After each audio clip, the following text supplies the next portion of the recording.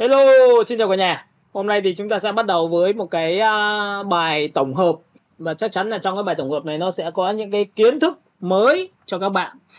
Và những cái kiến thức mới nào thì các bạn lưu lại và ghi nó trở thành một cái cẩm nang để sau này chúng ta sẽ nhớ là nó sẽ dùng cho rất nhiều trường hợp nhé, các bạn nhớ nhá. Là các bạn nhìn vào đây thì lúc này để muốn chuẩn bị cho một cái bài tổng hợp thì mình đã chuẩn bị tư liệu rồi. Tư liệu của chúng ta là gì? Open. Sau khi open xong thì các bạn sẽ nhìn thấy là ở đây tôi có một cái thương hiệu về nước hoa nha. Và ở đây nó sẽ có thứ nhất là sản phẩm, thứ hai là có logo, thứ ba là có background và thứ tư là có nội dung. Nên là các bạn sẽ nhìn thấy đây là một cái ảnh sản phẩm của chúng ta đã được chúng ta đi kiếm ở trên mạng về, và kích thước nó rất là lớn nên là các bạn sẽ nhìn vào đây cho tôi. Đấy, mọi người nhìn thấy cái này chưa nhỉ?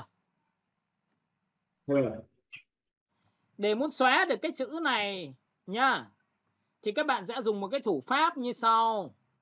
Có nhiều trường hợp là người ta chọn đúng cái vùng chữ và người ta sẽ dùng cái content away và chúng ta sẽ xóa nó đi. Nhưng ở đây nó có một cái chi tiết như sau là bạn muốn chọn riêng nó thì bạn đây. Tôi sẽ vẽ qua cái vùng chọn cho nó nha. Mọi người nhìn thấy cái vùng chọn chưa nhỉ? Dạ.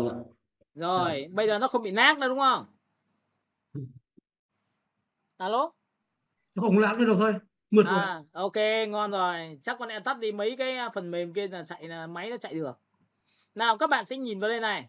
Sau khi tôi vẽ vùng chọn qua cái chữ xong thì các bạn sẽ chọn cho tôi một cái biểu tượng là select. Và chúng ta chọn vào color răng nha, các bạn nhớ nhá. Đây là chọn đối tượng theo màu. Nó sẽ xuất hiện vùng chọn theo màu các bạn mong muốn. Và sau khi tích vào đây xong thì các bạn sẽ nhìn thấy nó chọn luôn cho các bạn này, nhìn chưa? Tại sao chọn cái này? Bởi vì ở đây nó có thuộc tính là shadow là vùng tối, đây là vùng trung gian và đây là vùng sáng. Thì các bạn cứ chọn cho tôi cái vùng đó là vùng gì? Vùng tối. Mọi người nhìn cái vùng tối chưa nhỉ? Alo? Tôi thấy Rồi. hay ơi. Lúc này chúng ta ok thì lúc này nó chỉ chọn cái chữ thôi thì chúng ta phóng to lên bằng Ctrl cộng. Tất nhiên ảnh này to nhá, ảnh này không bé đâu. Nên là tí nữa tôi ví dụ cho các bạn xong thì tôi sẽ làm cái kiểu khác. Thứ hai, sau khi đã chọn vùng chọn xong thì bạn hãy làm cái vùng chọn nó to hơn so với cái chữ. Nên người ta sẽ có lệnh là select, người ta chọn vào modify và chọn vào contrast. Các bạn nhìn này, chọn ở expand này. Với cái expand như này thì các bạn sẽ chọn cho tôi số 5, có nghĩa là nó to ra so với giá trị 5 pixel. Các bạn sẽ ấn vào đây. Mọi người nhìn thấy to ra chưa nhỉ? Alo? Rồi đấy ạ. Mọi người nhìn thấy to ra chưa? To hơn rồi nhá. Thì lúc này chúng ta sẽ dùng một cái thủ pháp như sau, đó là chọn vào biểu tượng là edit và chúng ta chọn vào biểu tượng là fill cho nó một cái màu. Và sau khi fill cho nó một cái màu thì bạn sẽ chọn vào content away như thế này.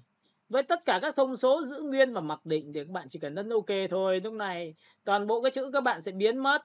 Nhìn thấy chưa? Cả nhà nhìn thấy chưa? Thấy rồi ạ. Và Ctrl D thì mọi người sẽ nhìn thấy là tôi đã xóa xong được cái chi tiết đối tượng của chúng ta rất là dễ dàng. Được không ạ? Đó. Rồi, vậy thì bạn hiểu về cái tính chất là tôi đã xóa được để sau này tôi làm thiết kế rồi. Tôi đã tắt đi và bây giờ tôi bật chính xác cái file đó lên cho các bạn. File đó tôi đã phục chế xong, tôi sẽ ấn vào đây. Tiếp tục phần thứ hai của các bạn là gì ạ? Lúc này tôi sẽ cho các bạn xem một cái tính năng là tôi sẽ mở rộng cái diện tích cái thiết kế và hình ảnh nó ra để cho nó có thể rộng hơn, để sau này mình làm cho nó đẹp hơn. Thì các bạn có thể ấn vào F7 nhá. Nhìn chưa?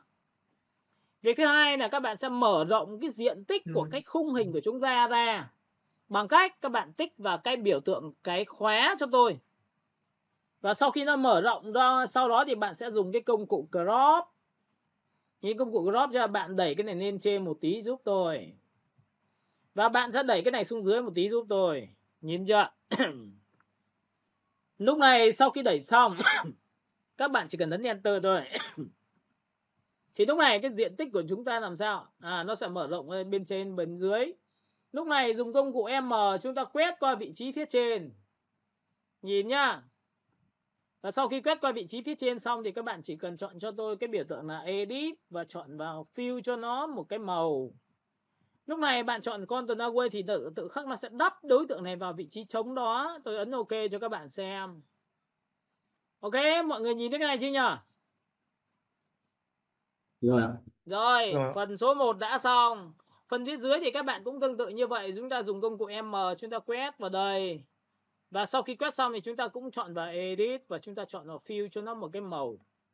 Và cũng tương tự như vậy, tôi ấn OK thì này là phần dưới thì tôi sẽ được đắp phần dưới. Mọi người nhìn cái này chưa nhỉ? Alo? Rồi. Còn có cách khác thì người ta sẽ làm đơn giản hơn là người ta sẽ dùng một chiêu thức như sau. Các bạn để ý cho tôi nhá, nhìn này. Các bạn có hai sự lựa chọn. Một là bạn sẽ nhân bản nhé. Vừa rồi tôi vừa trình bày cho các bạn cách số 1. Bây giờ cách số 2 các bạn làm gì? Chúng ta sẽ chọn vào Ctrl G. Ctrl G có nghĩa là nhân bản cái đối tượng ảnh này lên. Nha. Nhân bản đối tượng ảnh. Đây. Và lúc này sau khi nhân bản xong thì bạn sẽ nhìn trên layer chúng ta có hai cái đối tượng ảnh. Lúc này đối tượng ảnh số trên tôi ấn vào Ctrl T và giữ Shift kéo từ trên xuống dưới. Và sau khi kéo từ trên xuống dưới thì các bạn sẽ nhìn thấy là cái phần diện tích ảnh của chúng ta nó được đối xứng. Và sau khi đối xứng xong thì các bạn chỉ cần làm mỗi thao tác là dịch chuyển lên phía trên một tí thôi. Đó là câu chuyện của chúng ta cũng đắp được cái hình. Nhìn thấy đắp được cái hình chưa? Và sau khi đã đắp được cái hình xong thì bạn sẽ chọn đối tượng hình 1 và chọn đối tượng hình 2 và ép nó lại thành một. Cũng tương tự như vậy. Chúng ta đã có được một ảnh. Mọi người nhìn thấy chưa?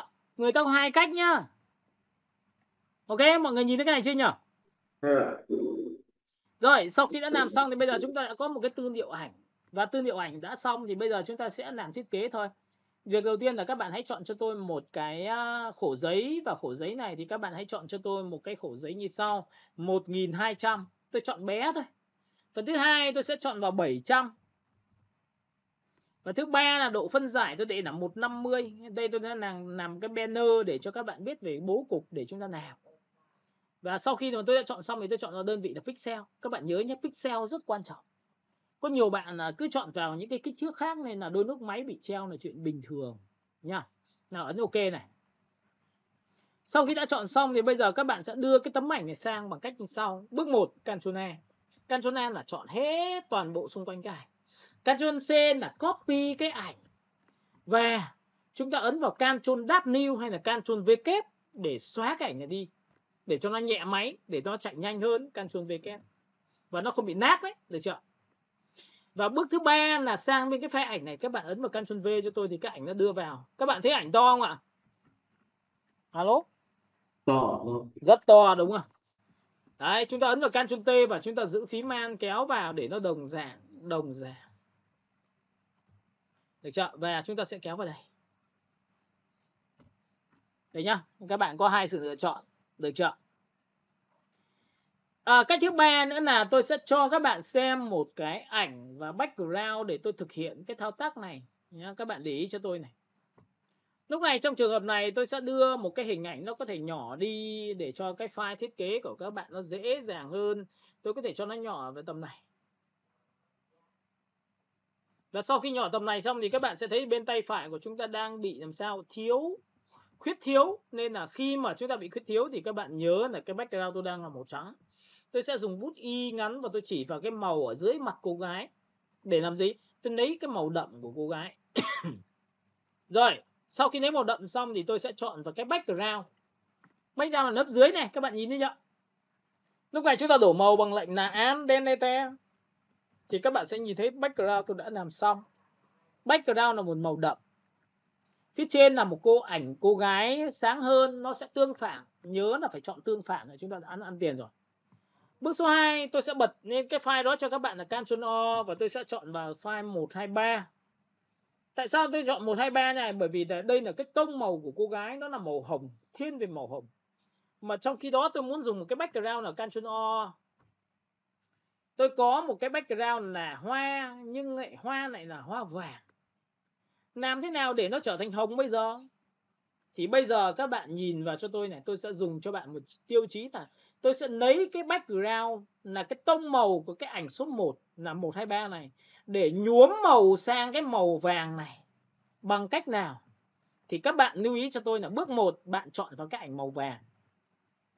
Bước 2 các bạn sẽ chọn vào Image và chọn vào Adjustment. Và bạn sẽ chọn vào Smart Color là sự thông minh của cái giá trị về màu sắc.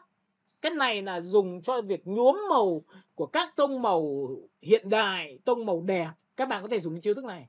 Nếu bạn nào mà thích cái trò này thì nhớ là đi sưu tầm tất cả những cái màu đẹp của background của thằng khác, tông màu của thằng khác để mình nhuốm màu của họ nhá. Cái này rất là quan trọng cho việc chơi ảnh, nhiếp ảnh, các bạn sẽ dùng cái này. Rồi, sau khi Smart Color xong thì các bạn sẽ có một giá trị như này cho tôi, là cái giá trị frame này rất quan trọng. Đây là độ nhuốm màu bao nhiêu %. Và phần thứ hai là bạn muốn nhận cái nào là background, nhận cái nào là màu đi theo. Thì các bạn có nhìn thấy cái ảnh của chúng ta là ảnh 1, 2, 3 là cái background của cô gái màu hồng không ạ? Cả lớp mình nhìn cái 1, 2, 3 này chưa? Rồi. 1, 2, 3 là cái ảnh tông màu hồng cô gái, nhưng bây giờ tôi muốn biến cái màu vàng thành tông màu hồng thì tôi phải nhận 1, 2, 3 là background. Được chưa? Và sau khi tôi tích vào background này thì ngay lập tức cái ảnh của chúng ta biến sắc. Các bạn có nhìn cái này chưa? Alo. Và các bạn sẽ thấy rằng sau này mình đi kiếm bất cứ loại hoa nào, hoa tím, màu xanh, màu vàng không quan trọng, quan trọng nhất là em có muốn nhuốm màu không. Thì cái nhuốm màu này nó sẽ cùng phù hợp với cái giá trị tôi đang làm thiết kế. Và nhuốm nhiều hay nhuốm ít thì tùy thuộc vào cái này. Các bạn kéo lên thì nó sẽ là trở thành màu vàng như cũ. Nhưng bạn kéo xuống càng xuống thì bắt đầu nó nhuốm dần, nhuốm ít hay nhuốm nhiều tùy thuộc cái này. Nhuốm hết cỡ thì dùng cái này. Cả lớp mình nhìn cái này chưa? Rồi. Ok, hy vọng cái này sẽ rất có ích cho các bạn nào mà chơi ảnh. Những bạn nào muốn làm về thiết kế chuyên sâu thì dùng cái này nhá. Rồi, sau khi làm xong tôi ấn OK thì tôi đã có một tấm ảnh. Thì bước số 2 của tôi là tôi sẽ đưa tấm ảnh sang. Bằng Ctrl A, chọn hết. Ctrl C, copy và sang file thiết kế của chúng ta chính là bên này. Và tôi ấn vào Ctrl V. Và tấm ảnh đã có rồi thì các bạn nhớ cho tôi là lúc này tôi ấn vào Ctrl T và có thể xoay cái này ra. Bạn muốn đặt cô gái nó như thế này, hay là muốn đặt như thế này nha. Đây nó có rất nhiều kiểu cho các bạn lựa chọn. Chúng ta có thể xoay, được không ạ? Chúng ta có thể xoay, thu nhỏ lại và xoay. Thấy chưa? Cùng tông màu chưa? Đấy, các bạn có thể xoay như thế này. Đấy, thấy chưa? Và sau khi đã chọn xong thì các bạn có thể được quyền lựa chọn là chúng ta có thể thu nhỏ lại tầm như thế này hay là như thế này. Đấy nhá. Và các bạn có thể dịch chuyển sang phải hoặc sang trái cho tôi, được không ạ? Đấy nha, nó có rất nhiều sự lựa chọn cho các bạn. Thì trong cái vấn đề sự lựa chọn này các bạn có thể là lưu lại sang bên này cho tôi. Đặt vào đúng vị trí. Và lúc này sau khi đặt vị trí xong rồi bạn ấn Enter cho tôi thì cái ảnh của chúng ta nằm đúng vị trí rồi. Và bắt đầu chúng ta sẽ bắt đầu thử một phương án. Thử một phương án nghĩa là sao ạ? Chúng ta sẽ cho cái hình ảnh của cái này xuống dưới, cô gái. Và cái cô gái này lên thì bạn sẽ chọn vào vị trí opacity để bạn xem là cái biểu tượng là chúng ta sẽ làm sao ạ? Nó nằm đúng vị trí chưa? Đây ạ, tôi sẽ chọn vào cô gái và tôi sẽ kéo opacity xuống. Nó nằm đúng cái vùng bông hoa của các bạn. Vậy thì tôi có thể cho nhỏ lại được nữa không?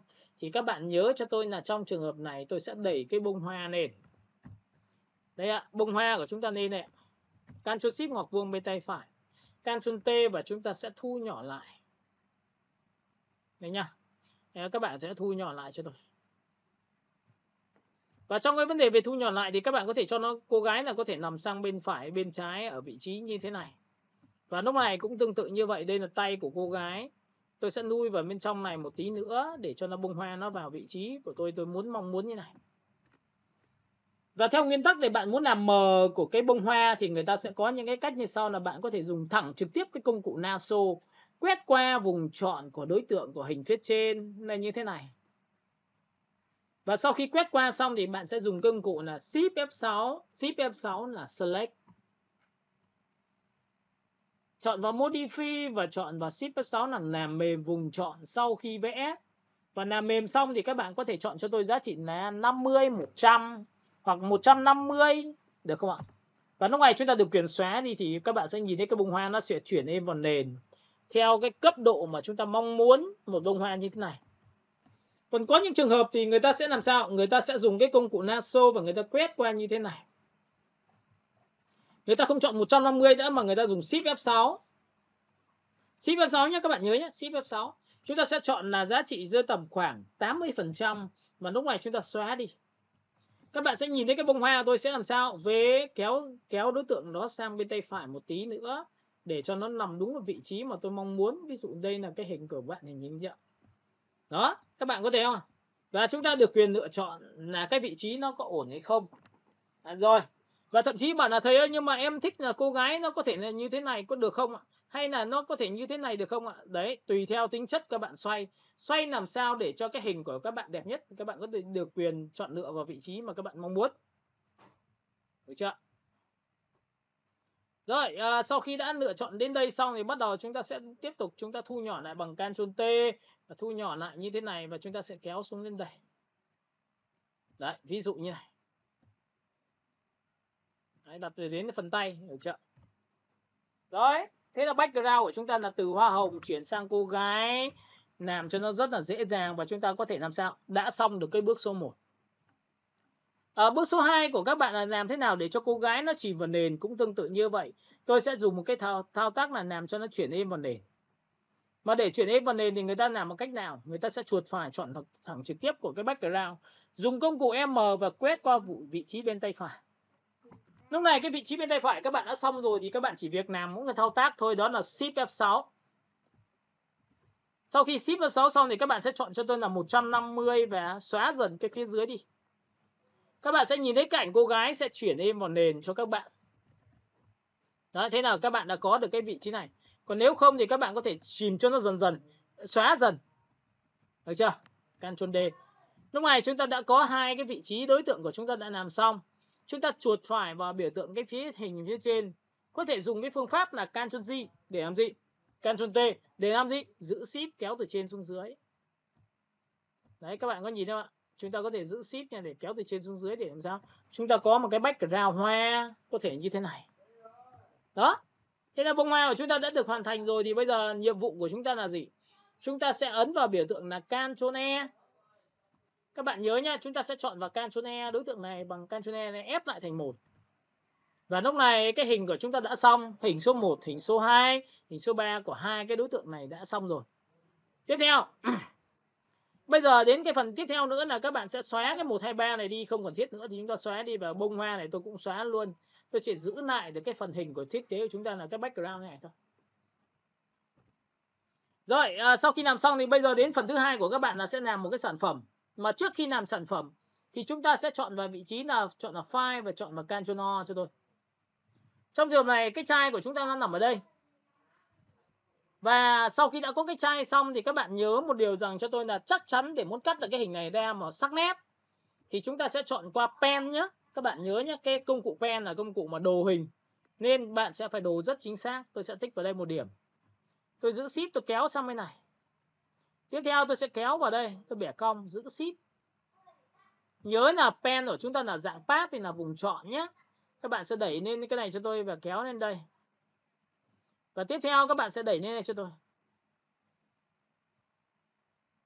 Đó, rồi tiếp theo chúng ta sẽ bẻ cong theo chiều đường cong, kéo lên đây, kéo lên đây.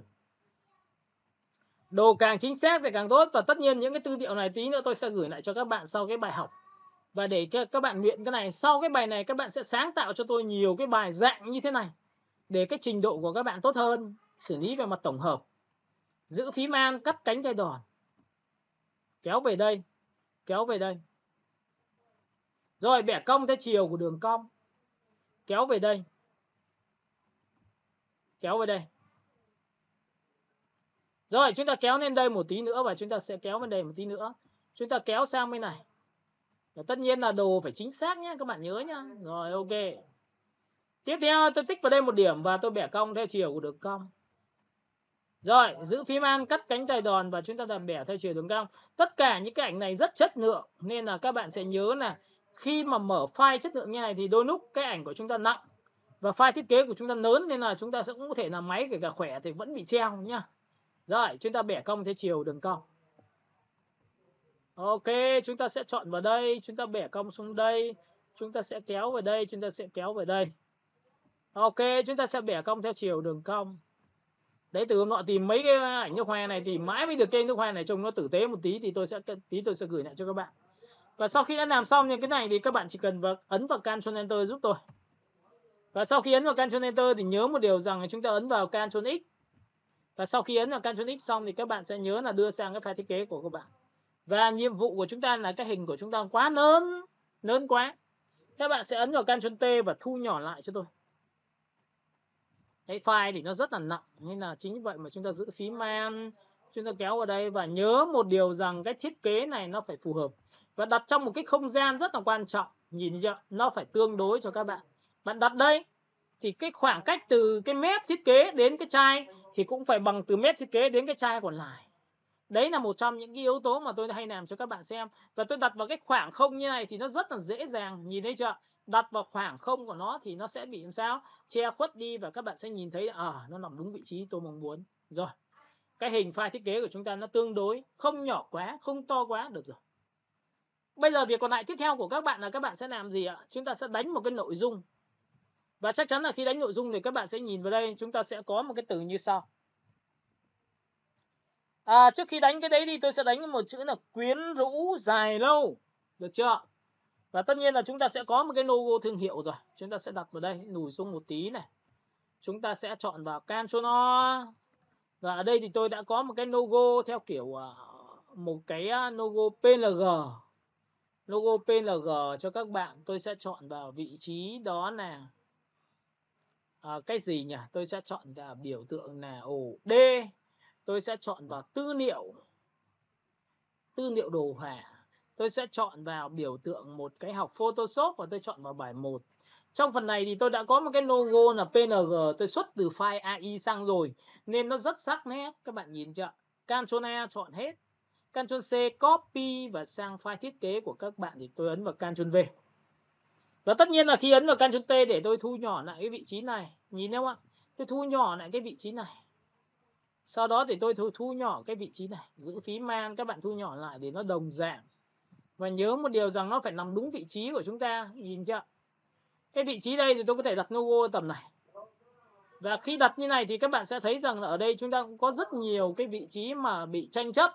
Và bị tranh chấp thì chúng ta xử lý sau. Nhưng cứ đặt vào vị trí đã, gọi là sắp xếp bố cục trước đã. Được chưa? Rồi tiếp theo việc thứ ba của các bạn là chúng ta sẽ đánh một cái chữ là như sau. Lúc này tôi sẽ đánh một chữ quyến.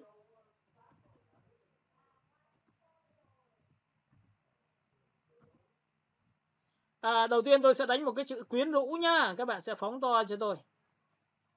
Được chưa? Và cái chữ này các bạn lưu ý cho tôi là không phải phông nào chúng ta cũng làm được như này. Nên tôi giữ phím Man và tôi copy cái phông này ra. Để làm gì? Tôi lấy cái chữ nha. Tôi lấy cái dấu của nó. Thì để muốn lấy được cái dấu này người ta làm bằng cách nào? Người ta làm bằng cách nào? Nha. Thì để muốn làm được điều đó thì tôi cứ để tạm thời một cái phông chữ này ở đây đã. Còn cái chữ này thì bắt đầu tôi thay đổi bằng cách như sau. Nhìn nhá. Các bạn sẽ sổ xuống cho tôi vào đây là chính là cái phông chữ mà chúng ta đang làm. Chúng ta có một cái phông như sau. Đó, các bạn nhìn không ạ? Chúng ta có phông. Rồi, tiếp theo. Chúng ta sẽ có một cái chữ R.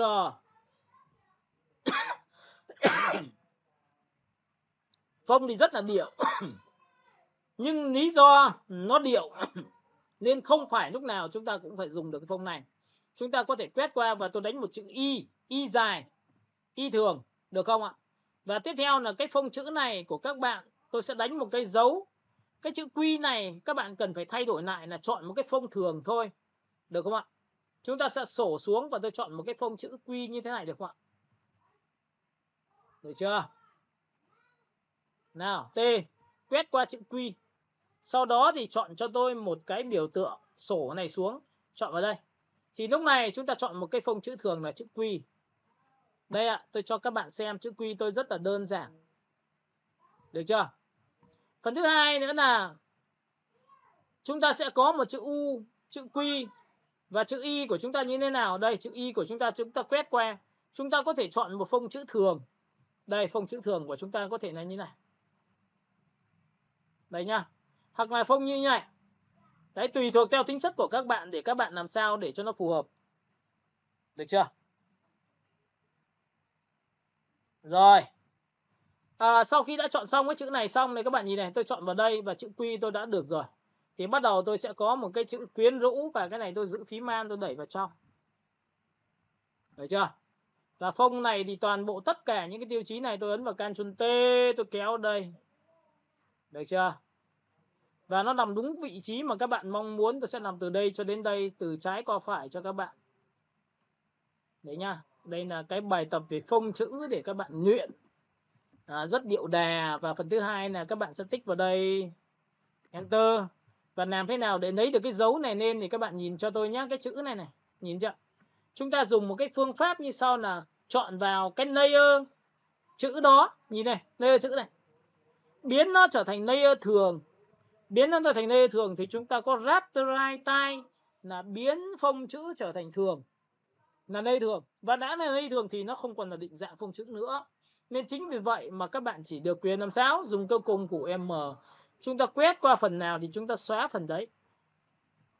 Chúng ta quét qua phần nào chúng ta xóa phần đấy. Và đương nhiên là cái hình này của các bạn làm sao? Đây ạ, chúng ta sẽ có cái chữ này là dấu.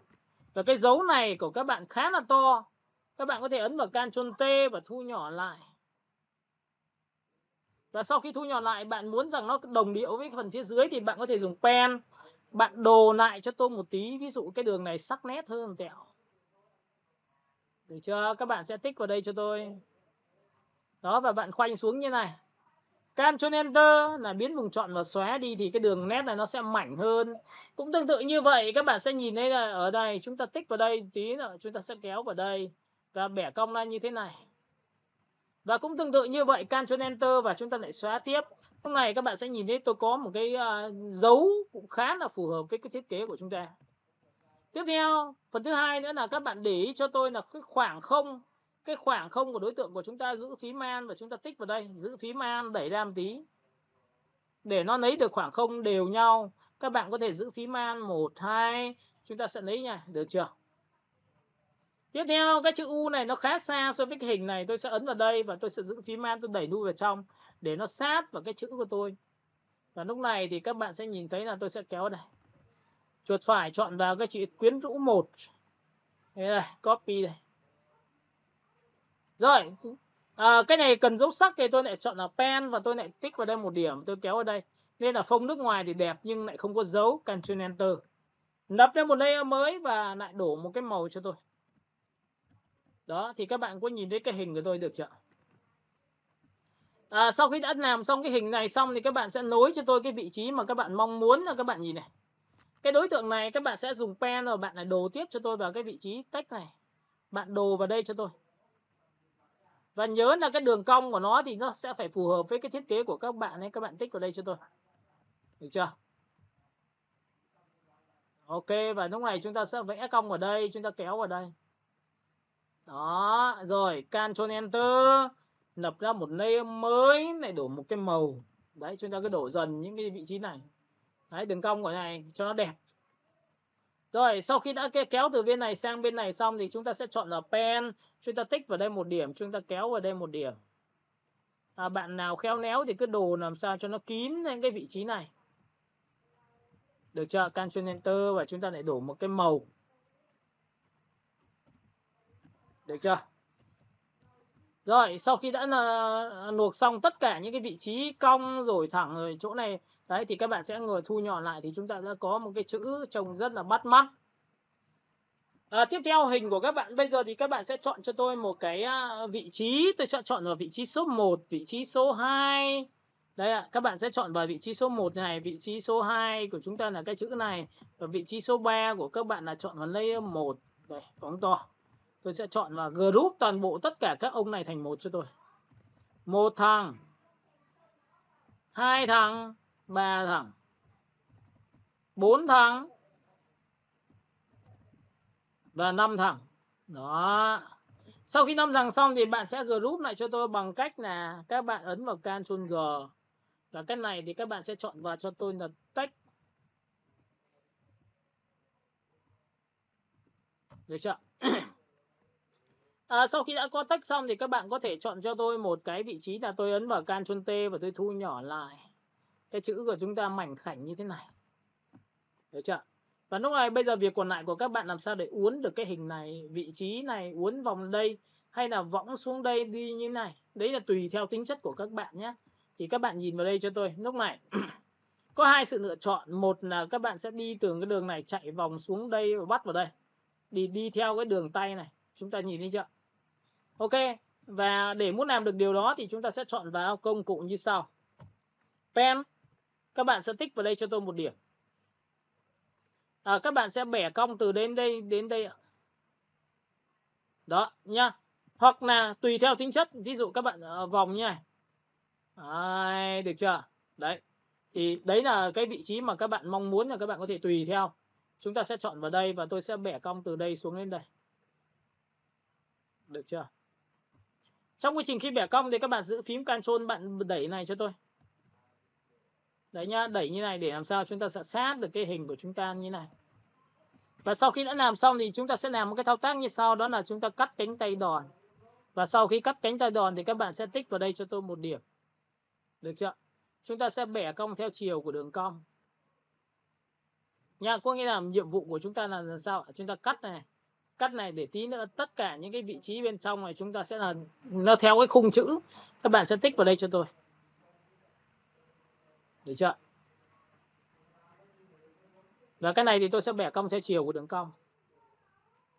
Cái này thì các bạn sẽ bẻ theo chiều của đường cong. Rồi, phóng to này. Sau khi đã phóng to xong thì các bạn nhớ cho tôi là ở đây chúng ta sẽ vị trí này chúng ta sẽ tích xuống đây.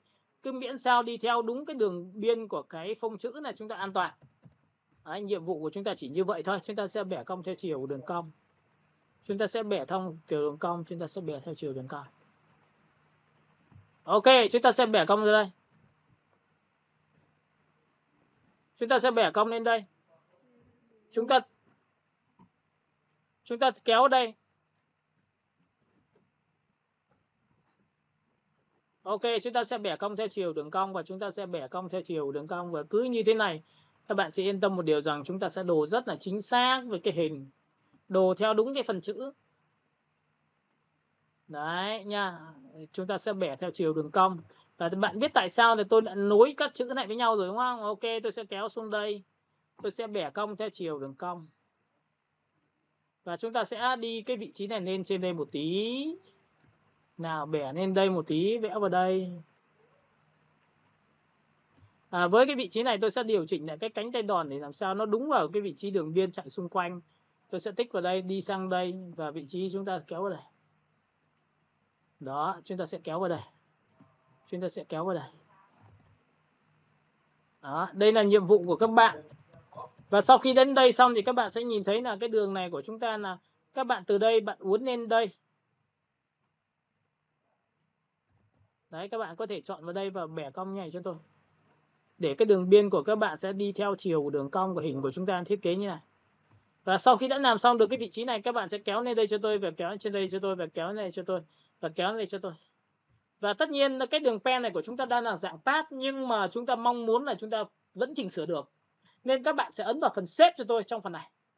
Ấn vào xếp thì ngay tức nó sẽ đảo chiều lại thành xếp.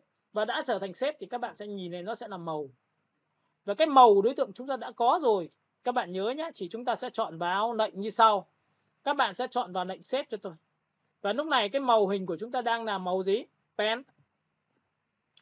Chúng ta có thể chọn một cái màu tương tự là màu tím đậm. Mà các bạn sẽ chọn vào cho tôi một cái màu của chúng ta đấy. Và chúng ta sẽ chọn một cái màu tím đậm. Bước số 2 là các bạn sẽ chọn vào chốc cho tôi. Thì cái chốc này các bạn sẽ đánh vào cho tôi là 0. Nó không có màu. Và sau khi đã không có màu xong thì cái đối tượng này sẽ được làm một cái là hình của cái bông hoa. Cái đối tượng này tôi sẽ cho xuống dưới cái bông hoa. Dưới người luôn. Để làm gì?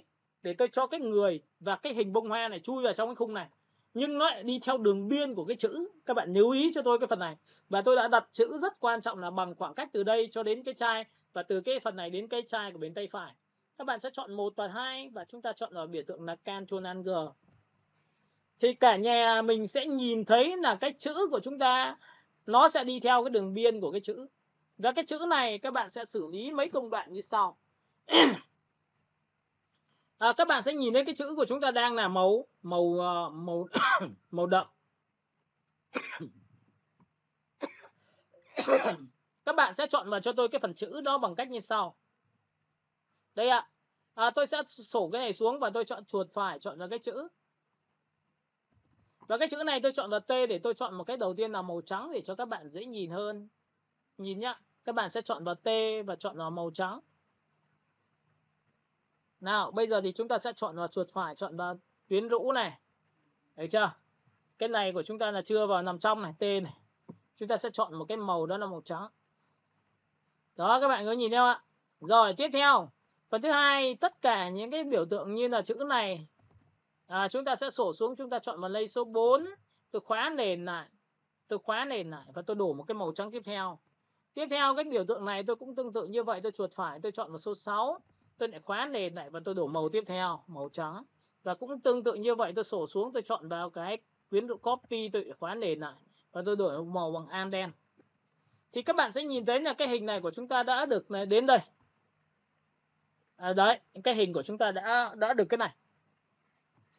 Và sau khi đã được cái này xong thì bắt đầu chúng ta mới dùng cái phương pháp như sau, là tôi vẫn ở trong cái group. Các bạn nhớ nhá. Lúc này tôi sẽ chọn vào cái công cụ pen và tôi vẽ từ đây đến đây, nhưng mà tất nhiên là pen dạng sát thì tôi sẽ chọn vào đây. Tôi vẽ một cái vị trí từ đây đến đây, uốn từ đây đến đây. Các bạn sẽ nhớ là tôi sẽ vẽ uốn theo đúng cái chiều hướng này để tôi làm giống như cái biểu tượng của cái hình dưới. Và cái nét này thì tôi sẽ làm cho nó mất màu đi và tôi sẽ để cho nó một cái màu đó là màu trắng. Tôi sẽ chọn một cái màu trắng nha. Đó. Rồi, sau khi đến đây xong thì tôi sẽ vẽ vào đây, tôi sẽ phóng to này lên để tôi làm chính xác hơn. Tôi sẽ vẽ vào đường cong này. Đây, tôi sẽ vẽ vào đường cong này. Đó, sau khi vẽ đường cong xong rồi bắt đầu tôi lại uốn lại một tí nữa cho các bạn bằng cách tôi tích vào đây. Giữ phím An, cắt cánh tay đỏ. Tôi kéo vào đây một điểm. Tôi sẽ kéo vào đây một điểm. Và sau đó thì tôi sẽ kéo vào đây một điểm để làm gì? Tôi lấy được cái đường chuyển động của chúng ta nó làm như này. Đó, để các bạn sẽ nhìn thấy cái điểm của chúng ta nó sẽ rất là điệu trong cái vấn đề về thiết kế về cho mỹ phẩm. Đây ạ. Nó sẽ nối cái chữ này của các bạn lại với nhau, tích vào đây. Thế là chúng ta đã có một cái đường chuyển động từ bên này. Và cũng tương tự như vậy, cái nối đường bên này cũng tương tự như vậy. Tôi lại chọn vào pen. Tôi lại nối vào cái vị trí này cho các bạn, pen. Tôi tích vào đây một điểm. Tôi sẽ nối vào đây một điểm. Được chưa? Tôi sẽ kéo vào đây.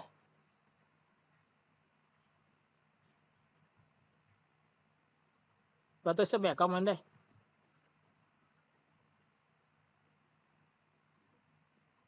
Và sau khi bẻ cong xong thì bạn sẽ tích lên cho tôi một điểm và bắt đầu chúng ta lại bẻ cong ngược lại trong phần này. Chúng ta bẻ cong vào đây. Tạo độ to nhỏ cho thiết kế của chúng ta và bắt đầu chúng ta sẽ bắt vào đây và việc còn lại của các bạn là phóng to. Bắt đầu là chúng ta sẽ điều chỉnh bằng phím Ctrl, tích vào đây một điểm và chúng ta sẽ đẩy xuống đây. Điểm này chúng ta sẽ kéo lui ra đây để làm sao cho nó nét, nó bé thôi. Và điểm này chúng ta sẽ đặt vào vị trí cần thiết là sẽ nối liền như này. Tiếp theo cái đường này các bạn sẽ cho nó to ra như này. Được chưa? Rồi, sang bên này thì các bạn cũng tương tự như vậy. Bạn sẽ nối cái phần này to lên cho tôi. Đó, bạn nối này, bạn đẩy lên ngay cho tôi để cho nó to lên. Miễn sao cái đường này chạy vào để nó bé như này được rồi. Đấy, và chúng ta sẽ giữ phím man, chúng ta kéo này xuống để cho nó chính xác, để hình thiết kế của chúng ta, và chúng ta bẻ cong cái đường này tí. Rồi. Thế là chúng ta đã có được cái hình từ bên trái sang bên phải với cái hình như này rồi. Và tương tự như vậy thì với cái hình này các bạn sẽ phải làm một cái thao tác chuột phải chọn vào đây, cho nên trên tất cả giúp tôi. Thì cái điểm này của chúng ta đã được xong. Nhưng lúc này chúng ta đang gặp vấn đề là cái background của chúng ta nó cần phải chìm vào nền. Và đã là chìm vào nền thì chúng ta sẽ phải làm thế nào để cho nó nhòe, nó mờ, nó chìm vào nền bằng cách nào? Thì đây các bạn sẽ nhớ này cho tôi, nhìn đi chưa? Trong cái phần nền cô gái này, đây ạ. Làm nào để chìm vào nền? Chúng ta được quyền dùng công cụ lasso. Chúng ta khoanh qua vị trí này.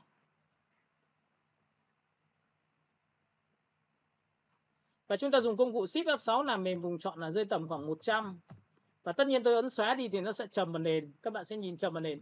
Trầm vào nền như này nó sẽ đẩy được cái giá trị hình của các bạn vừa lên, là cũng là một trong những cách. Tiếp theo đến phần này của cô gái, các bạn cũng tương tự như vậy. Tôi sẽ dùng cái công cụ lasso và tôi vẽ như này.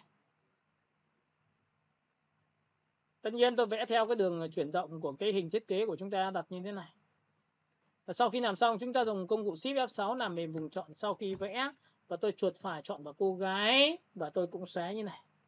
Các bạn sẽ thấy nó sẽ chìm đi một độ và cái chữ của chúng ta rất là rõ ràng đặt trên cái nền đó. Được chưa? Rồi tiếp theo, sau khi mà đã có được cái nền xong thì cái đối tượng này của chúng ta cần phải đẩy lên trên một chút xíu.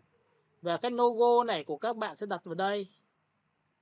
Và lúc này cái logo này có cần phải xử lý thêm một cái công đoạn đó là cho nó trầm vào nền không? Thì bây giờ các bạn có thể dùng cái công cụ lasso này, đôi lúc là các bạn sẽ khoanh qua cái vị trí này cần thiết. Được chưa? Và sau khi khoanh qua thì dùng công cụ Shift F6 tôi đặt là 100. Và lúc này dùng V chuột phải thẳng trực tiếp vào cái background đó và xóa đi. Các bạn sẽ nhìn thấy rằng là cái background của chúng ta hay xóa như này ổn, hay là chúng ta sẽ xóa như này ổn. Chúng ta sẽ dùng cả một cái viền mảng như này. Được chưa? Và dùng công cụ Shift F6 là này mình vùng chọn sau ghi vẽ và tôi đặt là 150. Sau đó thì các bạn xóa như này đi. Được chưa? Các bạn sẽ nhìn thấy cái bông hoa và background của chúng ta nổi lên rồi. Và lúc này logo của chúng ta đã đặt ở vị trí rất là quan trọng. Chúng ta chỉ cần chuột phải vào vị trí đó. Được chưa? Và cái vị trí này mà muốn cho nó sắc nét lên thì các bạn có thể đặt ở vị trí 1, 2. Chúng ta sẽ sổ xuống chỗ này, chúng ta sẽ cần phải trầm vào nền. Và đã trầm vào nền thì người ta sẽ có một cái lệnh như sau là các bạn nhìn này. Cái ảnh này muốn trầm vào nền, người ta có mấy cái tiêu chí là sẽ chọn vào phần filter, chọn vào blur gallery và chọn vào tip. Có nghĩa là ở đây nó sẽ có giá trị là bạn muốn mờ phần nào thì bạn sẽ cho vào đấy. Nha, đây là một kiểu. Ví dụ bạn chọn vào đây là hình tròn, bạn chọn vào đây là một hình khác. Tùy theo tính chất của bạn, ví dụ tích vào đây thì nó là mờ theo điểm. Nhìn điểm này chưa? Bạn muốn rõ phần nào thì bạn sẽ kéo luôn cái phần đấy vào vị trí này cho tôi. Và lúc này các bạn kéo về đây thì cái bông hoa nó sẽ làm sao rõ nhất. Nhưng khi bạn tích vào đây một điểm nữa thì bạn sẽ thấy nó bị mờ dần vào nền. Nhìn chưa? Và chúng ta tích vào đây một điểm để nó lấy mờ dần tầm nào thì chúng ta sẽ ngồi chúng ta kéo đây. Được chưa? Đấy, xa gần chỗ này. Đấy. Sau phần này các bạn sẽ cũng phải học những cái giá trị nó sẽ làm như này. Tôi sẽ làm cho nó mờ như này cho các bạn. Được chưa? Thì cái background tôi đã nổi xong rồi, tôi ấn vào OK, thế là chúng ta đã được cái nền rồi.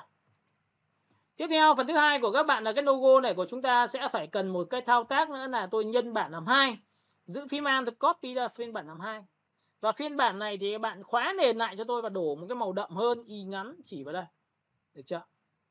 Với cái này chúng ta dùng lệnh là Alt Delete thì các bạn sẽ nhìn thấy cái logo tôi sẽ được nha. Và logo xong thì các bạn sẽ làm sao? Mở cái nền ra.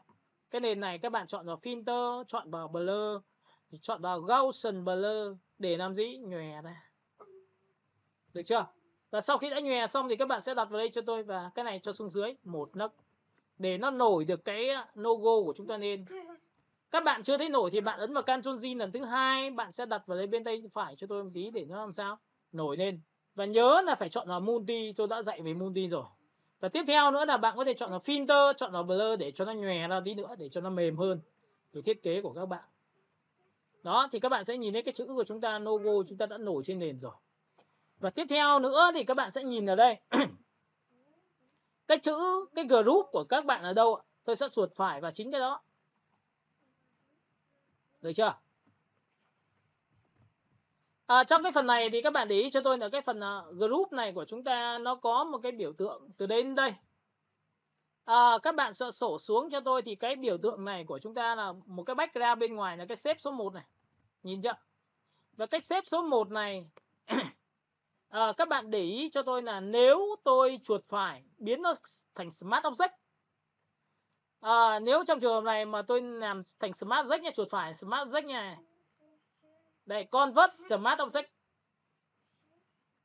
Thì các bạn nhớ một điều cho tôi là khi Convert Smart Object thì bạn muốn chỉnh vào nó thì bạn chui vào trong bạn chỉnh. Còn bên ngoài nó lại không có tác dụng. Nhìn thấy chưa? Nhìn chưa? Chúng ta sẽ có một cái hộp thoại này kéo đây. Và bạn muốn chỉnh thì bạn tích đúp vào nó thì bạn mới chui vào trong bạn chỉnh được. Bạn này các bạn sẽ thấy là nó khó nhá. Các bạn sẽ kỹ này cho tôi này, nhìn này. Sau khi chọn xong cái này, chúng ta được quyền chọn giá trị của chúng ta. Đó là độ nhòe, độ mờ. Nó như thế nào? Đây, ví dụ chúng ta đã được học qua giá trị là sổ xuống và chọn vào biểu tượng làm gì? Nhìn này chưa? Thì có phải cái này nếu mà tôi làm mờ đi, tôi dùng công cụ M, tôi quét qua như này. Bây giờ tôi sẽ chọn vào filter, thử xem nhé, filter, tôi chọn vào blur và tôi chọn vào Gaussian blur. Thì các bạn có thấy là ngay tức cái này nó sẽ tan rã ra không ạ? Bởi vì nó làm mờ và nhòe này. Các bạn có nhìn thấy không ạ? Thì cũng tương tự như vậy. Ví dụ trong trường hợp này tôi ấn vào Ctrl Z lại nhé. Các bạn nhìn nhá. Cái hình này của tôi tạm thời tôi để đây đã. Tôi sẽ làm cho các bạn này. Nhìn này. Tôi sẽ trở về trạng thái tí nữa tôi sẽ làm riêng cái đấy phần đấy cho các bạn. Chữ chúng ta đã xong. Chữ số 1 này chúng ta đã xong. Đây ạ.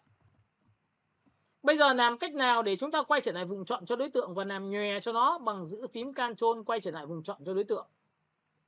Sau khi quay trở lại vùng chọn đối tượng xong thì bạn sẽ chọn vào cho tôi một lệnh như thế nào? Select.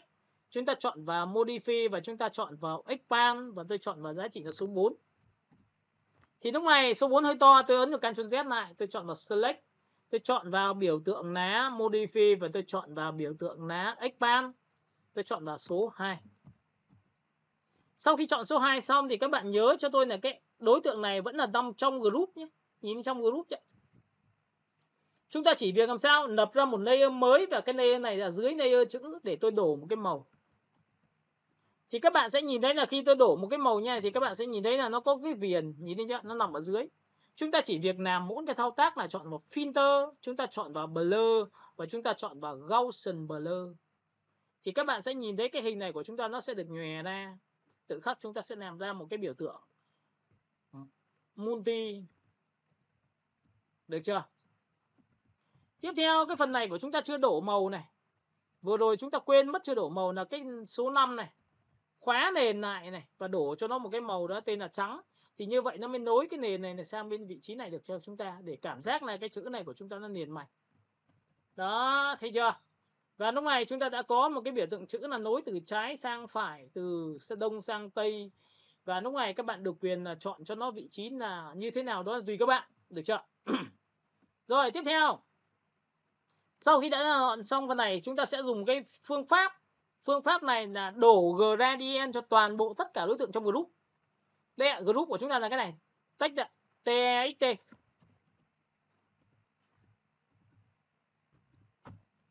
Đây, trong phần text này của chúng ta nó có phần chữ này, có dấu này, có hai cái đường biên bên tay phải bên tay trái này. Đây nhá, các bạn nhìn nhá, đường biên này tôi vẫn chưa nghĩ lắm, tôi sẽ chọn là pen và tôi giữ phím Ctrl tôi tích vào đây. Đây ạ.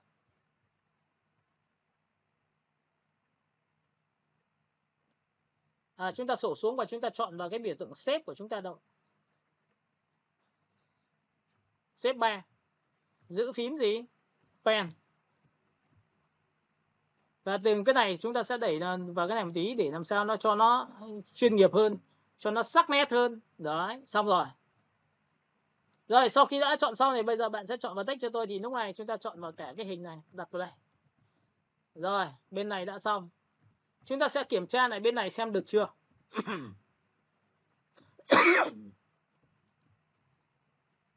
Ok, chúng ta sẽ kéo xuống. Chúng ta sẽ có pen 2.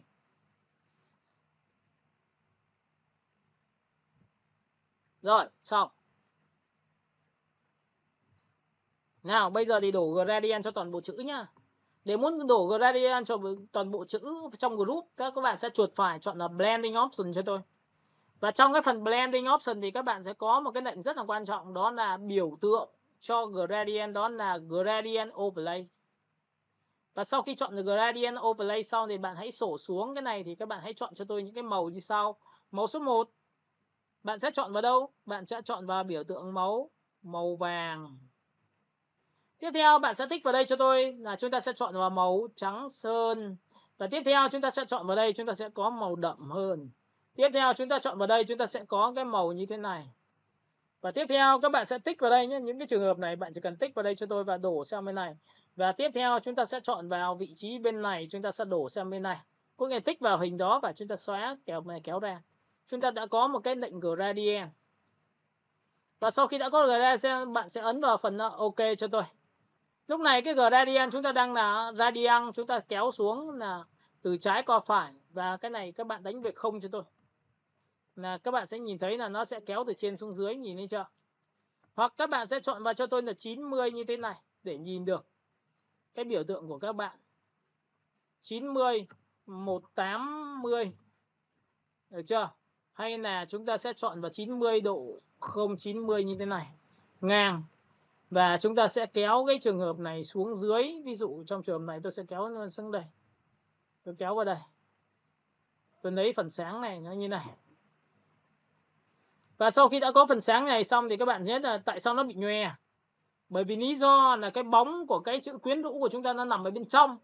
Nên các bạn sẽ tìm cái chữ quyến rũ đó và cái phần bóng của chúng ta nằm ở đâu. Chúng ta có thể chuột phải thẳng trực tiếp vào đó. Đấy, chữ màu thì không sao. Nhưng nó bị nhận theo hiệu ứng toàn bộ nên là các bạn sẽ nhớ một điều rằng các bạn sẽ bị nhòe. Nhìn chưa? Thì cái trường hợp này bạn có thể ấn vào biểu tượng làm sao hả? Cho cái này ra bên ngoài, cho xuống dưới tất cả này. Sau đó các bạn đẩy lên trên cho tôi một nấc này. Được chưa? Lên trên một nấc nữa. Và nó sẽ cũng nằm bên trong cho các bạn. Tất nhiên nó sẽ nằm ở bên trong đúng như cái hình mà mình mong muốn. Nhìn thấy chưa? Và cái hình này lúc này chúng ta đã có một cái chữ gradient từ trái qua phải. Và chữ của chúng ta được như này. Được chưa? Rồi sau khi mà đã làm xong được cái phần này xong thì các bạn sẽ nhìn thấy rằng là chữ tôi muốn làm sáng lên, tôi muốn làm cho nó có đủ độ để độ về khối nét mảng. Thì các bạn sẽ chọn vào cả cái group đó. Bạn giữ phím nhá, các bạn giữ phím Alt này. Kéo đây cho tôi. Thì mọi người sẽ nhìn thấy rằng là trong trường này tôi gõ vào đây 50%.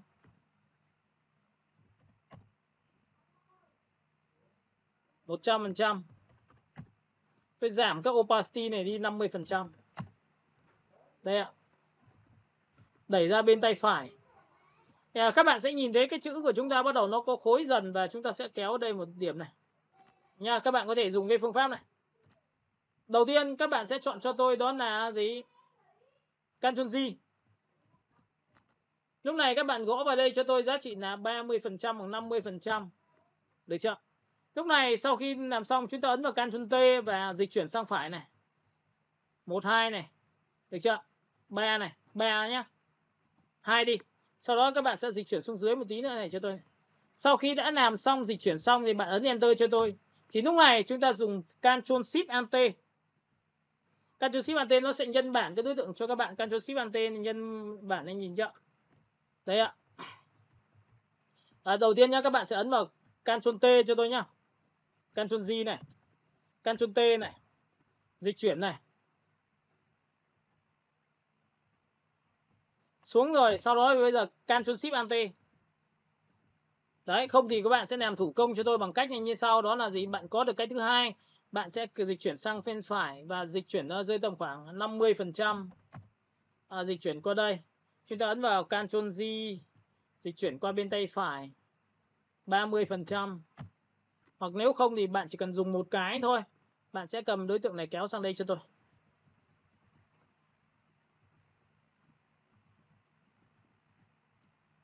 Để cho cái chữ của chúng ta nó dày lên 80%. 50%.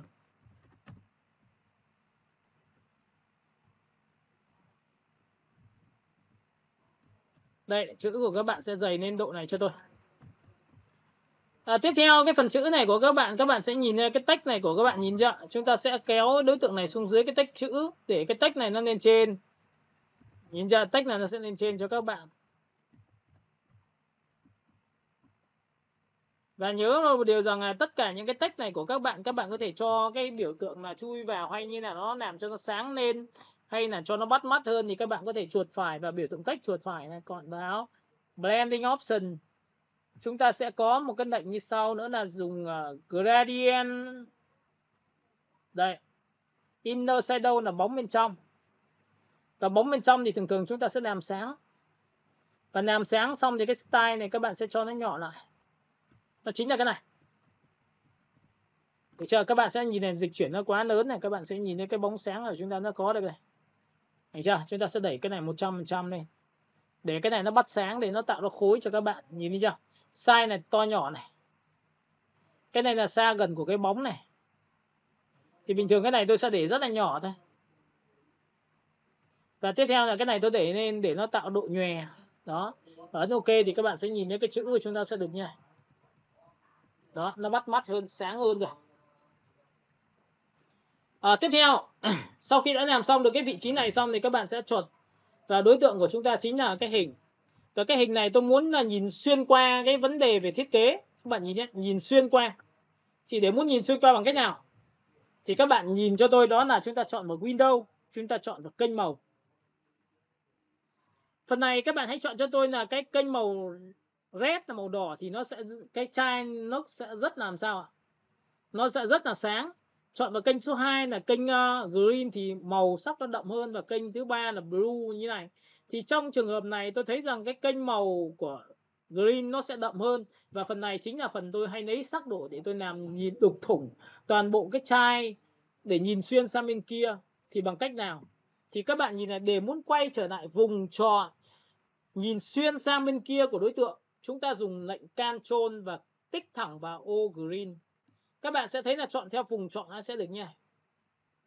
Và sau khi chọn xong thì tôi quay trở lại thuộc tính ban đầu là RGB, và lúc này tôi thoát ra ngoài. Lúc này các bạn sẽ chuột phải chọn vào đúng cái đối tượng mà chúng ta mong muốn, chính là cái chai đó. Bạn chỉ cần ấn vào đây mặt nạ thì những cái vùng được chọn sẽ được giữ lại, còn những cái vùng không được chọn sẽ bị ẩn đi. Nên ở đây nó chỉ có mỗi cái chai thôi, nên nó sẽ đi theo cái hệ thống khối cho các bạn. Các bạn sẽ nhìn cái chai tôi nhìn xuyên qua, nhìn thấy chưa? Nhìn xuyên qua cái dải lụa chưa? Và sau khi đã nhìn xuyên qua dải lụa xong thì các bạn sẽ nhìn thấy là cái phần nào bạn cần làm rõ. Thì nguyên tắc đây là nguyên tắc đầu tiên, các bạn làm quen với mặt nạ. Thì bạn muốn nó trở về cái ảnh ban đầu, bạn hãy dùng bút B và là màu trắng. Bút B màu trắng, thu nhỏ đầu bút xuống. Và thu nhỏ đầu bút, bạn muốn cái nào nó giống như ban đầu thì bạn tô vào cho tôi, thì nó trở về trạng thái đầu tiên, giống như cái ảnh đầu tiên, không nhìn xuyên qua nữa. Cái chai này không nhìn xuyên qua nên là tôi sẽ không như này.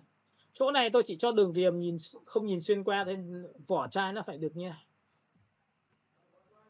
Đó, được chưa? Và sau khi đã làm xong thì các bạn sẽ nhìn thấy cái chai của tôi đã nhìn xuyên qua cái vị trí hình của chúng ta rồi. Tiếp theo, lúc này sau khi đã làm xong cái vị trí này, chúng ta sẽ ấn vào biểu tượng. Chúng ta ấn vào biểu tượng làm sao để Ctrl J là một đối tượng. Và sau khi Ctrl J xong thì tôi ấn vào Ctrl T, tôi giữ Shift, tôi kéo từ trên xuống dưới để tôi đổ bóng. Tiếp theo đổ bóng xong thì các bạn nhớ cho tôi là cái hình này tôi nhân bản rồi. Tôi sẽ phải lập ra một layer mới bởi vì nó dính cái mặt nạ. Tôi sẽ chọn cả hai layer này ép lại với nhau để nó trở thành đối tượng thường. Đối tượng thường thì tí nữa tôi dùng cái cụ vùng chọn, tôi quét qua phần này, tôi xóa đi thì nó sẽ dễ hơn. Bây giờ xóa không được, nhìn chưa? Tôi ấn vào Ctrl E này, lập ra một layer mới, chọn vào đối tượng đấy, nhìn chưa? Chọn hai đối tượng này, nhìn chưa? Layer mới này không có gì. Layer này là chúng ta đã dùng cái mặt nạ rồi, chúng ta ấn vào Ctrl E ép lại thì là trở thành đối tượng thường. Và sau khi đã đối tượng thường xong thì bạn chỉ việc làm mỗi thao tác là dùng công cụ M quét qua phần phía dưới. Shift F6 là làm về vùng chọn sau khi vẽ, và chúng ta chọn là 100. Không, chúng ta chuyển là 50 thôi. Và xóa dần đi. Các bạn sẽ nhìn thấy cái bóng đổ của tôi đã được như này. Đó. Tiếp theo, sau khi đã có được cái biểu tượng về cái hình thiết kế của các bạn sẽ phóng to cho tôi. Lúc này người ta sẽ có một cái hình nền cho các bạn có thể chọn vào pen, bạn tích vào đây một điểm, bạn tích vào đây một điểm. Lúc này tôi sẽ dùng một cái pen thường cho các bạn. Tôi tích vào đây một điểm, tôi tích vào đây một điểm. Tôi tích vào đây một điểm. Tôi tích vào đây một điểm.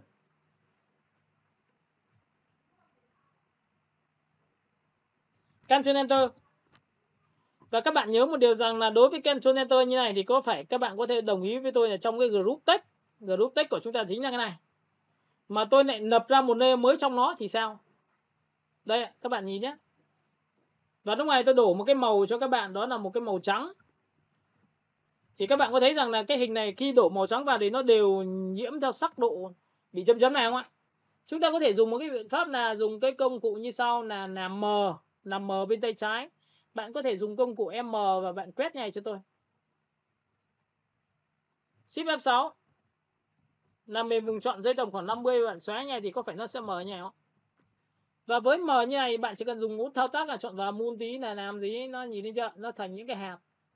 Và những cái hạt này các bạn có thể làm cho nó lan tỏa ở đây bằng cách chọn vào filter, chọn vào blur, chọn vào Gaussian blur. Thì các bạn sẽ nhìn thấy là nó sẽ tạo ra những cái hạt như thế này.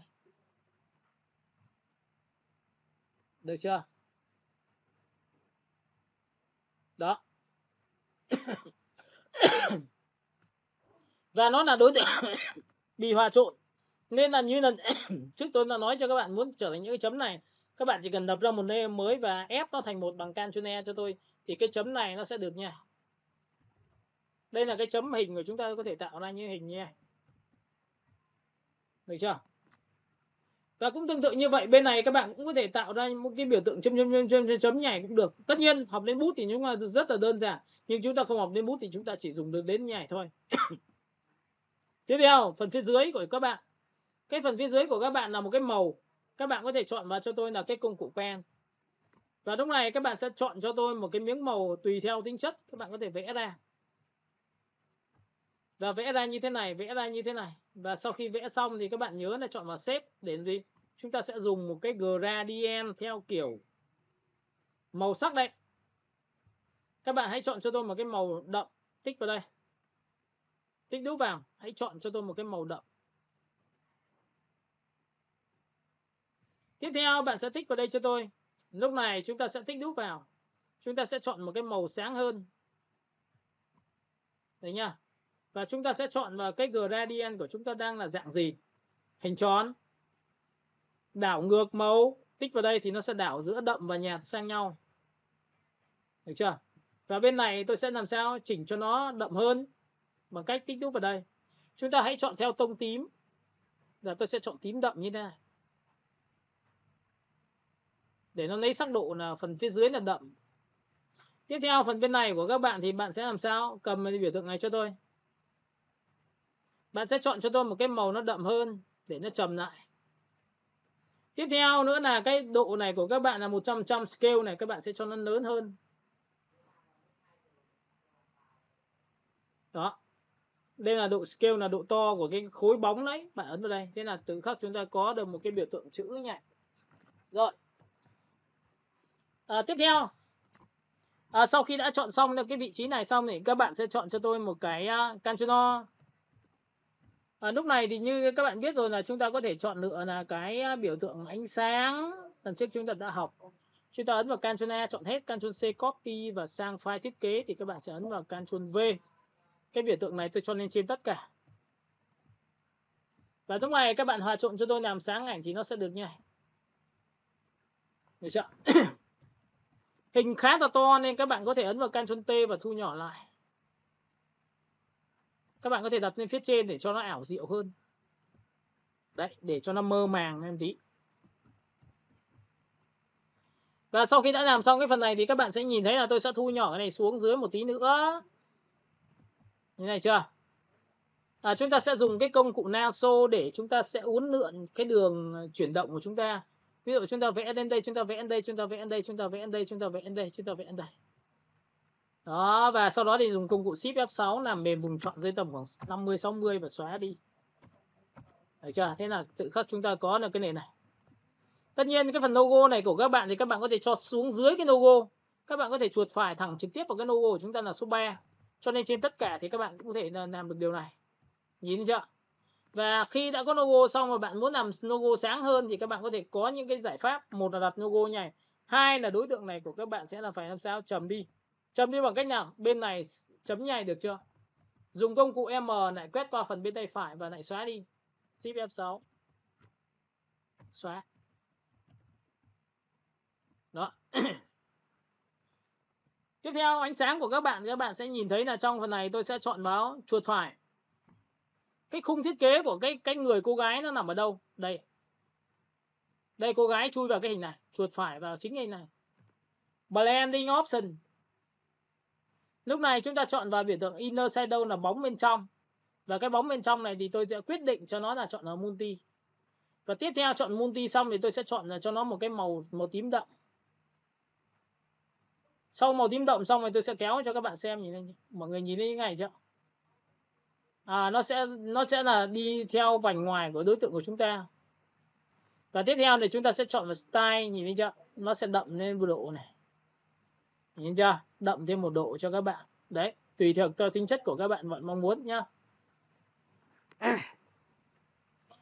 Tiếp theo Đến đợt phần này thì các bạn ấn vào Ctrl O cho tôi thì những cái biểu tượng ánh sáng, Ctrl A, Ctrl C, sau đó sang file thiết kế thì các bạn ấn vào Ctrl V cho tôi. Cho nên trên tất cả nhá. Cái này thì các bạn hãy chọn cho tôi một hòa trộn làm sáng ảnh thôi. Và cái này biểu tượng chúng ta đặt ở đây. Ctrl T và thu nhỏ lại.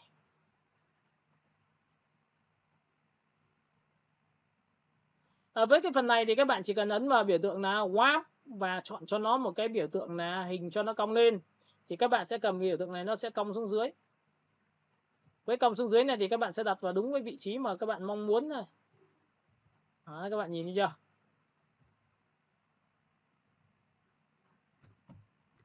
Và chúng ta có thể ấn V để chúng ta có thể dứt lệnh ở chỗ này. Còn nếu không thì chúng ta có thể đặt như này. Sau đó thì bây giờ các bạn sẽ đến cái phần text số 2. Các bạn sẽ chọn cho tôi một cái chữ dài nâu. Chúng ta sẽ chọn vào cái chữ dài nâu như này.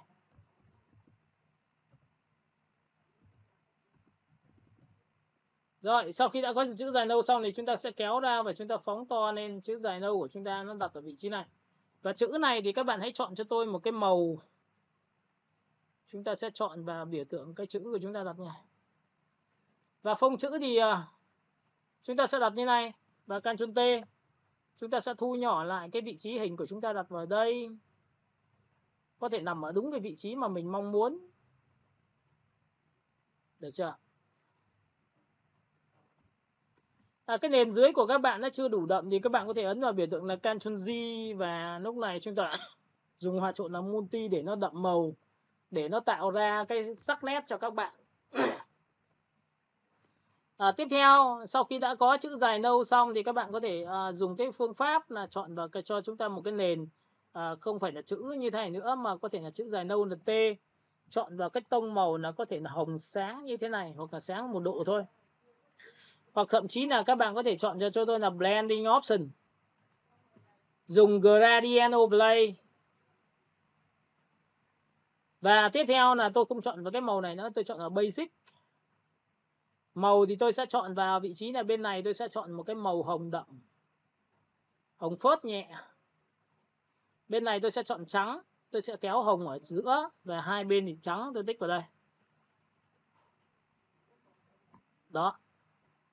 Sau khi chọn xong này thì tôi sẽ chọn là bóng bên trong là Inner Shadow. Thì Inner Shadow nó sẽ chọn vào vị trí giữa. Và tôi cho nó style, cái biểu tượng phát quang nó sẽ được nha. Đó. Sau khi làm xong thì các bạn sẽ nhìn thấy này. Tôi sẽ chọn vào Drop Shadow là bóng bên ngoài. Cái bóng bên ngoài đây là bóng bên trong của cái chữ. Còn đây là bóng bên ngoài. Đây là xa lệch của cái chữ. Tôi sẽ đặt vào đây. Cái này tôi sẽ giảm nhẹ xuống. Lúc này các bạn sẽ nhìn thấy là cái chữ của tôi đã được hoàn thành. Tôi sẽ đặt vào đấy, hương thơm quyến rũ cái gì của dài nâu của các bạn đặt nha. Sau khi đã làm xong thì bây giờ các bạn có thể lựa chọn cái vị trí bên tay trái của các bạn là có thể làm chì vào nền. Nhìn chưa? Lúc này các bạn sẽ chọn vào cái shape này của các bạn này. Đây là cái shape của chúng ta này. Các bạn có thể xóa đi nhé. Nhìn này, cái shape này. Chúng ta chọn vào shape này. Và cái shape này các bạn nhớ là cho tôi là khi pen của chúng ta là dạng là màu trắng. Chúng ta có thể cho chìm vào nền. Hoặc là chúng ta có thể chọn là màu nó phát quang hay là như thế nào nó tùy các bạn. Nhưng trong trường hợp này thì các bạn có thể vẽ những cái biểu tượng đường chuyển động. Vẽ những đường chuyển động thêm cho các bạn cho nó dễ dàng hơn. Chúng ta chọn vào đây, tích vào đây một điểm. Chúng ta cầm kéo vào đây.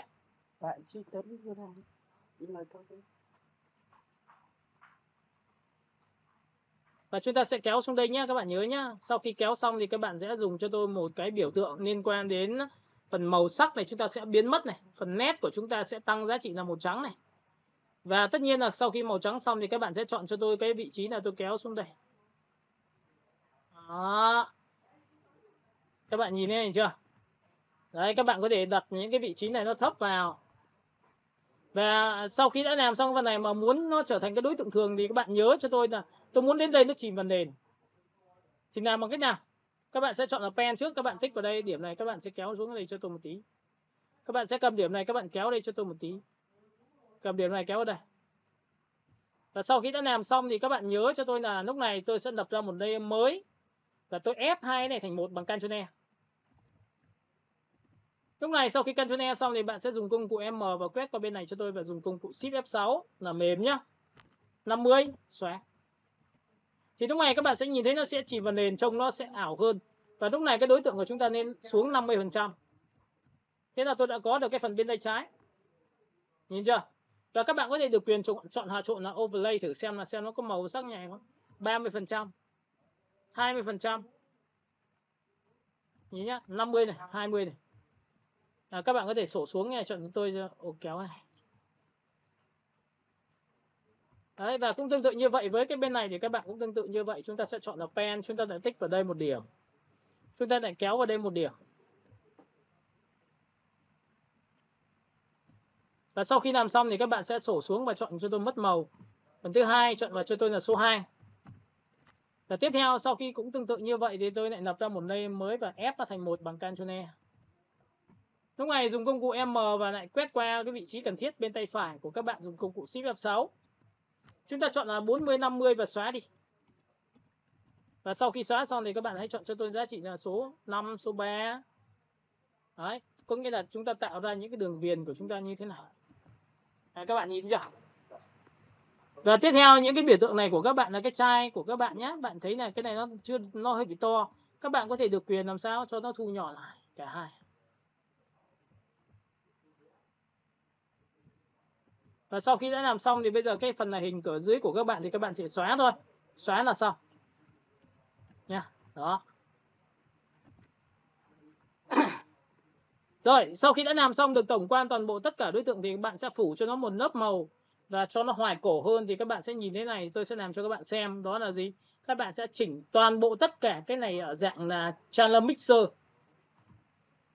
Với phần này các bạn sẽ có hai loại tông màu và tông màu số 1 là các bạn sẽ chọn vào green. Với cái green này các bạn chỉ cần kéo xuống phát ngay tức tông màu nó sẽ bị tím. Tại vì đối nghịch với cái màu xanh lá cây thì nó lại là màu tím, tím hồng. Còn đối nghịch cái màu xanh này, xanh dương này thì lại là màu vàng. Và tím cộng với hồng thì các bạn sẽ tạo ra một cái màu nha. Đó, các bạn sẽ nhìn thấy là cái màu thiết kế của chúng ta bắt đầu nó trông nó sẽ cổ điển hơn rất là nhiều. Ok. Các bạn nhìn cái này chưa? Alo. Cả nhà mình nhìn thấy cái này chưa nhỉ? Rồi. Với cái này các bạn sẽ giảm độ đi cho tôi 50%.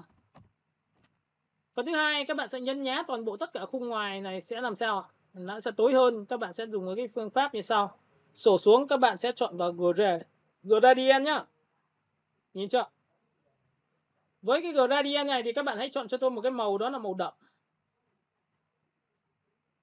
Tiếp theo là các bạn sẽ chọn cho tôi một giá trị đó là liên quan đến cái gradient của các bạn là đang là hình tròn. Nhìn này, tâm này, tâm nó đang đậm ở chỗ này. Bạn muốn tâm nó nằm chỗ nào thì bạn chỉ cần tích vào đây phát tự khắc nó sẽ chạy cho các bạn. Nhưng phần thứ hai reverse thì đảo ngược lại thì tự khắc cái tâm này nó sẽ đậm này ra bên ngoài 4 góc. Còn sáng nằm ở bên trong, các bạn chọn vào đây cho tôi, nhìn chưa? Còn cái scale này của các bạn là bao nhiêu phần trăm nhá, thì các bạn nhìn vào đây chưa? Radian đã xong. Các bạn sẽ chọn vào cho tôi đã xong được cái này, các bạn có thể kéo cho nó to ra tùy theo tính chất của các bạn, nhìn thấy chưa? Cái này là 90 độ xoay của các bạn đây. Nhìn chưa? Các bạn có thể chọn vào đây cho tôi. Đấy nha, đấy là cái cách, còn nếu không thì các bạn có thể để giữ nguyên cái này cho tôi cũng được. Ok, và sau khi đã làm xong được cái vị trí này, các bạn có thể nhân bản cái đối tượng người của cô gái. Nhìn nhá, cái người cô gái của cái này này. Các bạn có thể là phủ sáng, phủ tối như thế nào đấy tùy các bạn.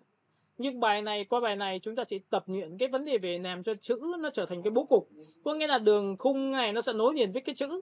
Và cái chữ đây nó sẽ trở thành một cái khung cho thiết kế cho các bạn thôi. Các bạn nhìn thế này chưa nhỉ? Alo?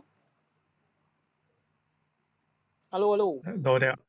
Cái bài này mục tiêu cuối cùng nó có hai cái tiêu chí mà các bạn nắm được. Đó là gì? Làm cho thủng cái chai. Có nhìn thấy thủng cái chai không? Mọi người có nhìn thấy thủng cái chai chưa? Cái phần thứ hai các bạn luyện cho tôi đó là gì? Bạn nối cái chữ mà bạn mong muốn để trở thành cái khung thiết kế. Có nhìn cái chữ này nối thành khung chưa? Alo? Ok, với cái bài này là các bạn sẽ luyện hai cái này cho tôi và các bạn thiết kế cho tôi về dòng mỹ phẩm. Tôi sẽ gửi cái bài này và các bạn làm khác đi nhá. Có thời gian chúng ta sẽ luyện sau. Chỉ còn cái bài này chủ yếu luyện hai cái đó. Đồng ý không ạ? Vâng. Sẽ gửi cho bạn tư liệu bài này xong các bạn luyện nhá. Thầy có thể làm lại cái cách mà làm thủng cái chai thêm một lần nữa không? Ok. Nhìn nhá.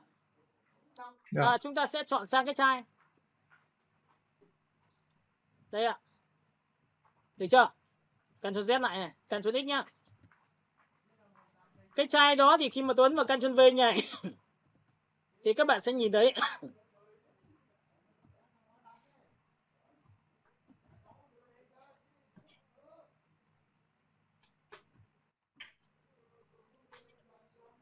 đây, các bạn nhìn thấy cái này chưa nhỉ? Bước 1 là các bạn sẽ chọn vào Windows và chọn vào kênh màu cho tôi. Kênh màu của chúng ta là kênh màu nhảy. Và sau khi chọn kênh màu thì hãy chọn kênh màu đậm nhất. Nhìn chưa? Các bạn có thấy kênh này thì cái chai sáng không? Cả lớp mình. Dạ, có. Cái màu thứ hai này đậm hơn và màu thứ ba cũng tương tự như vậy thì bạn hãy chọn cái màu đậm hơn, giữ phím Ctrl tích vào cái ảnh thu nhỏ của kênh màu.